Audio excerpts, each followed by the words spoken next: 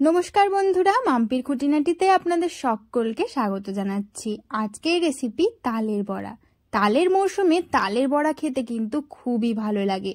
বিশেষ করে জন্মাষ্টমীতে গোপালের ভোগে আমরা সকলেই তালের বড়া দিয়ে থাকি। তাহলে চলুন আজকের রেসিপিটা শুরু করছি। অবশ্যই শেষ পর্যন্ত দেখবেন, আশা করছি আপনাদের খুব ভালো লাগবে। এইখানে কালো তালটাকে নেওয়া হয়েছে।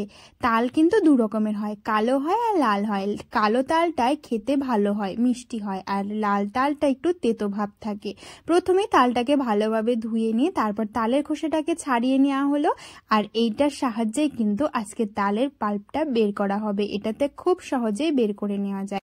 এরপর আটিগুলোকে ভাগ করে নিয়ে তারপর আটির মধ্যে ভালোভাবে জল দিয়ে এরকম চটকে চটকে কিছু সময় ধরে মেখে নেওয়া হলো। তাতে পাল্পটা খুব সহজেই কিন্তু বের হয়ে আসবে। আর এইটার সাহায্যে তো ভীষণ তাড়াতাড়ি এই কাজটা হয়ে যায়। আপনাদের কাছে যদি না থাকে তাহলে যে ছিদ্র করা বাসনগুলো থাকে না, সেইগুলোর মধ্যেও কিন্তু আপনারা করে নিতে পারেন। ভিডিওটা দেখে মনে হচ্ছে আমি যেন তালের আটিগুলো দিয়ে ক্যামেরার মধ্যে খুশি মারছি, তবে একদমই কিন্তু সেটা না। এটার সাহায্যে খুব তাড়াতাড়ি কাজটা হয়ে গেল।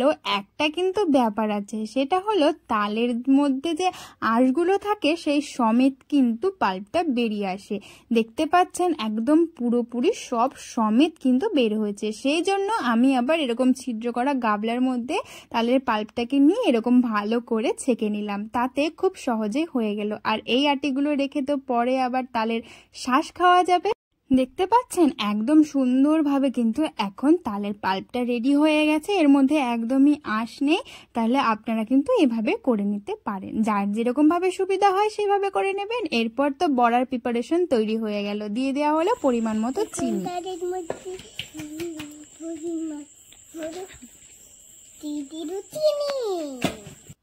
আমাদের পাকা বুড়িটাও বলে দিল সুন্দর করে। বুঝতে কি পেরেছেন ওর কথাগুলো?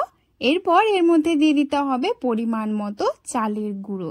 তারপর এইটাকে বেশ ভালোভাবে মেখে নিতে হবে। বাইরে হালকা হালকা বৃষ্টি আর রান্নাঘরে এরকম গরম গরম তালের বড়া, আহা, ঘরে কি আর মন থাকে? মনে হয় রান্নাঘরে গিয়ে বসে থাকি।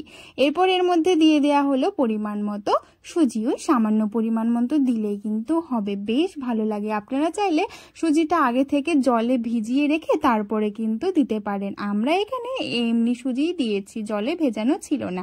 ব্যাস ভালোভাবে মেখে নিয়ে এরপর আবার একটু স্বাদ মতো লবণ দিয়ে দিতে হবে। তারপর ভালো করে আবারও মেখে নিয়ে এরপর গ্যাসটাকে জ্বালিয়ে নিতে হবে।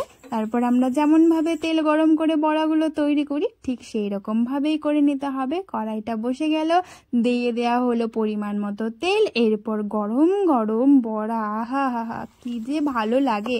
আর অবশ্য এইভাবে কিন্তু আপনারা বাড়িতে করবেন, দেখবেন বড়াগুলো কতটা মুচমুচে হয় আর ভেতর থেকে একদমই সফট। তেলটা গরম হয়ে গেছে। এরপর একে একে বড়ার আকারে তেলের মধ্যে ছেড়ে দিলে এপিট ওপিট করে ভালো করে ভেজে নামিয়ে নিলেই তৈরি হয়ে যাবে তালের বড়া। খুব সহজেই তৈরি হয়ে যায় আর খেতে লাগে ভীষণ ভালো। তাহলে আর কয়দিন পরেই তো জন্মাষ্টমী। এইভাবে বাড়িতে ঝটপট তৈরি করে নিন তালের বড়া বা তালের ফুলুরি। ভিডিওটা ভালো লাগলে অবশ্যই চ্যানেলটিকে সাবস্ক্রাইব করে আমার পাশে থাকবেন। যারা আছেন তাদের তো অনেক অনেক ভালোবাসা। দেখতে পাচ্ছেন বড়াগুলো কিন্তু ভাজা হয়েই এসেছে, বেশ লাল লাল হয়ে গেছে। এরপর শুধু নামাবে আর আওয়াজটা শুনুন।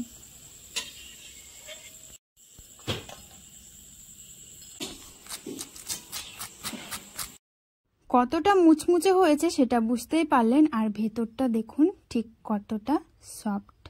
তাহলে অবশ্যই বাড়িতে এইভাবে তৈরি করে নিন। ভালো লাগলে একটা কমেন্ট করবেন, লাইক করবেন আর বন্ধুদের সঙ্গে শেয়ার করে নেবেন। সকলে ভালো থাকবেন, সুস্থ থাকবেন। আজকের জন্য এই পর্যন্ত।